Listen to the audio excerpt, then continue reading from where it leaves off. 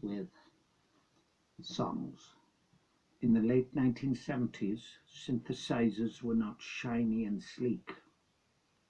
They were salvaged from dumpsters outside university music departments and soldered together from mail order kits.